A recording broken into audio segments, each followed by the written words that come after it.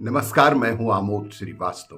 Amazing thought, amazing message, amazing information की दिशा में आज एक कदम और आगे।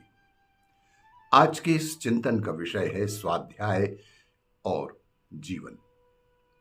स्वाध्याय दीर्घ जीवी होते हैं। जो भी स्वाध्याय में रत होते हैं, स्वाध्यायी होते हैं, वे अवश्य ही दीर्घजीवी होते हैं। अमेरिका के दो वैज्ञानिक डॉक्टर ग्रेनिक और डॉक्टर बिरे ने बहुत दिनों तक खोज करने के बाद इस निश्चित निष्कर्ष पर पहुंचे हैं कि दीर्घ जीवन का संबंध मनुष्य के मस्तिष्क एवं ज्ञान से है। उनका कहना है कि अनुसंधान के समय 92 और इस आयु के ऊपर के जितने भी लोग मिले, वे सब के सब अधिकतर पढ़ने वाले ही मिले। आयु बढ़ने के साथ साथ जिनकी ज्ञान वृद्धि भी होती है, वे दीर्घजीवी होते हैं। पर 50 की आयु पार करने के बाद जो पढ़ना बंद कर देते हैं, जिनका ज्ञान नष्ट होने लगता है, वे जल्दी ही मृत्यु के पास चले जाते हैं, मृत्यु के ग्रास हो जाते हैं। दोनों स्वास्थ्य विशेषज्ञों का मत है कि मस्तिष्क जितना पढ़ता है उतना ही उसमें चिंतन करने की शक्ति बढ़ती जाती है।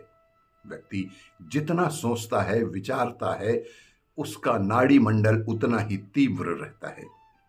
हम यह सोचते हैं कि देखने का काम हमारी आंखें करती है, सुनने का काम हमारे कान करते हैं, सांस लेने का काम फेफड़े, पेट भोजन पचाने और हृदय रक्त भ्रमण का काम करता है। विभिन्न अंग अपना अपना काम करके शरीर की गतिविधियां चलाते हैं, पर यह हमारी भूल है। सही बात यह है कि नाड़ी मंडल की सक्रियता से ही शरीर के सब अवयव क्रियाशील होते हैं। इसलिए मस्तिष्क जितना क्रियाशील होगा, शरीर उतना ही क्रियाशील रहेगा। मस्तिष्क के मंद पड़ने का अर्थ है शरीर के अंग प्रत्यंगों की शिथिलता, और तब मनुष्य की मृत्यु शीघ्र ही हो जाती है। इसीलिए जीवित रहने के लिए पढ़ना बहुत आवश्यक है।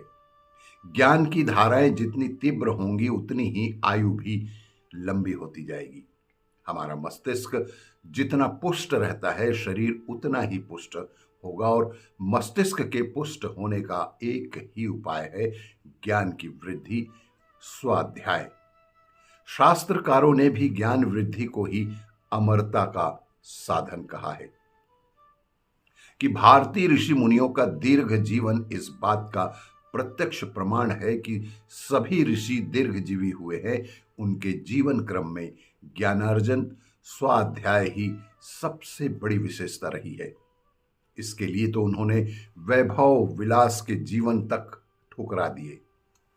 वे चिंतन, निरंतर अध्ययन में लगे रहते थे, जिनसे उनका नाड़ी संस्थान कभी भी शिथिल ना होने पाता था, और वे 2-2, 4-4 सौ वर्ष तक हंसते खेलते स्वस्थ जीवन जीते रहते थे।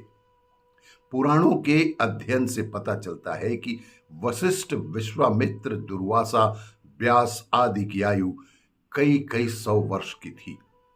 जामवंत की कथा लगती कपोल कल्पित है, पर यदि अमेरिकी वैज्ञानिकों का कथन सत्य है तो उस कल्पना को भी निराधार नहीं कहा जा सकता।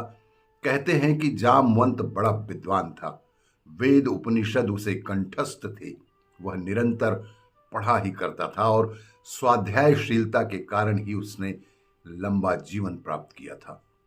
वामन अवतार के समय वह युवक था। रामचंद्र का अवतार हुआ तब यद्यपि उसका शरीर काफी वृद्ध हो गया था, पर उसने रावण के साथ युद्ध में भाग लिया था।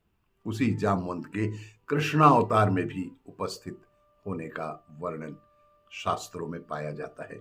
इसीलिए सदैव दीर्घजीवी बनना है तो स्वाध्याय करते रहिए, ज्ञान अर्जन करते रहिए।